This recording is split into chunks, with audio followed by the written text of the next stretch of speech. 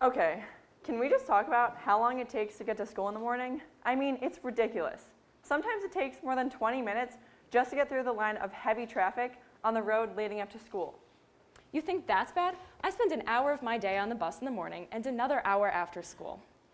I've been taking the bus to school for the past 4 years. That's 1,400 hours on a school bus in my lifetime. The wasted time isn't even the worst part. When I'm sitting there, I can't help but notice this obnoxious scent filling the air inside the bus. I would do anything to trade this horrible smell on my morning commute. After hearing about your issues, I can safely say that mine are much worse. I get dropped off and picked up by my mom every day in her minivan. I like to get dropped off at school right at the last minute since I like to enjoy every second of sleep I can. But since so many people have the same idea as me, everyone is getting dropped off at the same time, making my commute so much longer. At least you get to be driven around in a luxurious minivan. If you've ever been on a school bus, you know that the seats aren't very comfortable and the buses aren't exactly quiet. I have to put in my headphones to drown out this noise. At least you can drown out the noise. I have to listen to these teenage drivers who think they are so cool, revving their engines as a fun game. The smell is so bad after they finish that I have to roll up my windows. Ah, you think that compares to the smell on the bus? It is this pungent stench that is even worse when I'm getting on the bus in the morning. And after school, there are 10 large yellow school buses lined up outside the building with their engines running for over an hour.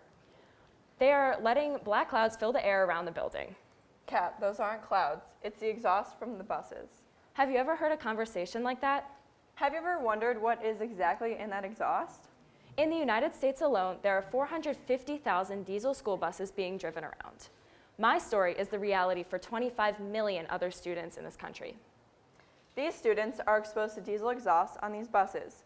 Diesel exhaust is composed of nitrogen oxides, particulate matter, and volatile organic compounds, along with 40 other chemicals. This is the air that I breathe on my 2 daily bus rides. This is the air that I breathe when I'm being picked up and dropped off in my mom's minivan. Let me show you the air that I breathe that contains all the chemicals we just listed, but mainly particulate matter. Particulate matter is the ash and soot that is being pumped out by buses. It is known to be a carcinogen. As you can see, there are 2 filters placed side by side. The cleaner and wider filter is placed directly outside the building from 12 o'clock to 1:30, where no buses and cars are idling.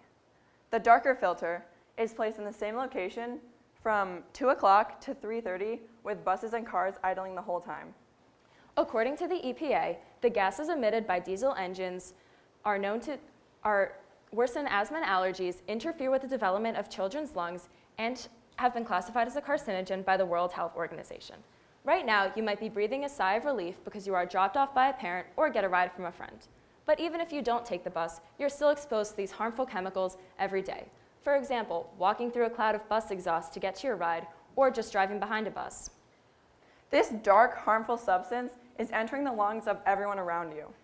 Diesel exhaust can enter the building through open windows and doors as well as fresh air intakes. This is the kind of air that students can be breathing in for multiple hours every day if buses spend their day idling outside the building. Students spend about 1,200 hours in school each year. Over their lifetime, that equates to about 14,400 hours spent at school. These 14,400 hours are spent on the grounds and in a building where they are breathing in toxic chemicals. Idling is mainly viewed as an environmental issue, but the human health aspect is just as important.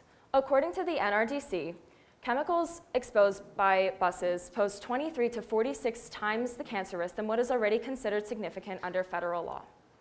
Now, you may feel powerless in this situation after hearing the detrimental health effects that diesel exhaust can impose on students, but there is something you can do.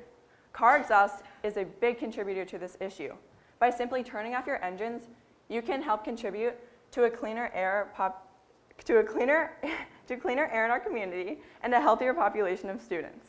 Ashley and I, along with 2 other group members, are working as a part of the Environmental Commission here at our high school to change attitudes about idling.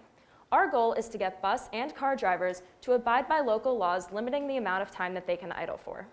The solution is simple. Turn off your engine.